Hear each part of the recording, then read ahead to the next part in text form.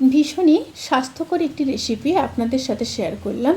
রেসিপিটি স্কুলের টিফিনে কিংবা সকালে জলখাবারের জন্য বানিয়ে ফেলতে পারেন। গুড ইভিনিং এভরিওয়ান, শতাব্দীর কিচেনে আপনাদের সবাইকে স্বাগত জানাই।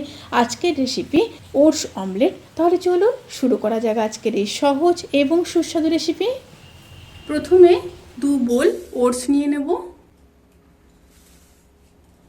আর 1 বোল গরম দুধ নিয়ে নেব, নিয়ে একটু মিশিয়ে নেব।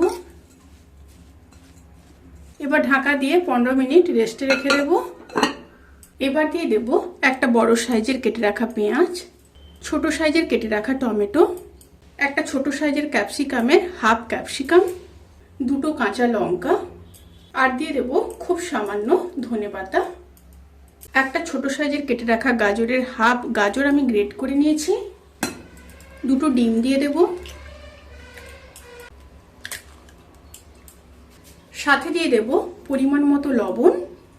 টেস্ট ব্যালেন্স করার জন্য দিয়ে দেব ছোট চামচের 1 চামচ চিনি। আপনারা যদি না চান তাহলে স্কিপ করতে পারেন।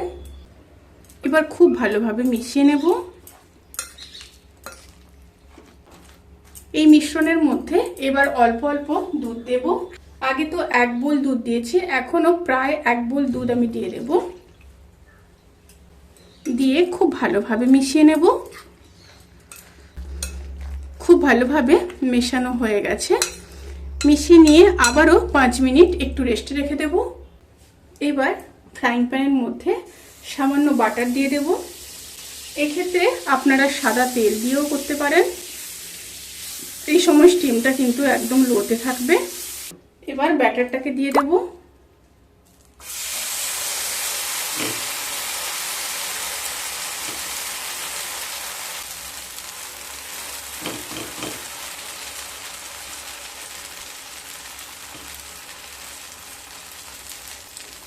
এবার ঢাকা দিয়ে লো স্টিমে 2 থেকে 3 মিনিট হতে দেব।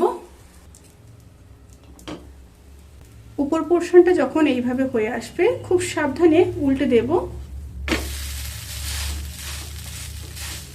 উল্টে দিয়ে সামান্য বাটার দিয়ে দেব।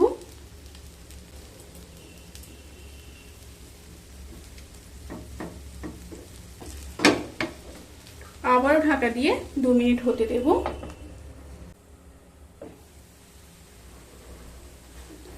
ওটস অমলেট কিন্তু সার্ভ করার জন্য একদম রেডি।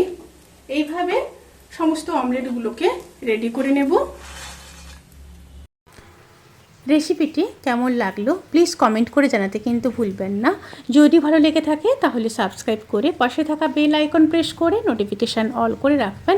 তাতে করে আমি যত রেসিপি দেব সমস্ত লিঙ্ক আপনাদের কাছে পৌঁছে যাবে। আপনারা সবাই ভালো থাকবেন, সুস্থ থাকবেন, সাবধানে থাকবেন। আজকের মতো এই পর্যন্ত। পরের ভিডিওর জন্য অপেক্ষা করুন। টাটা।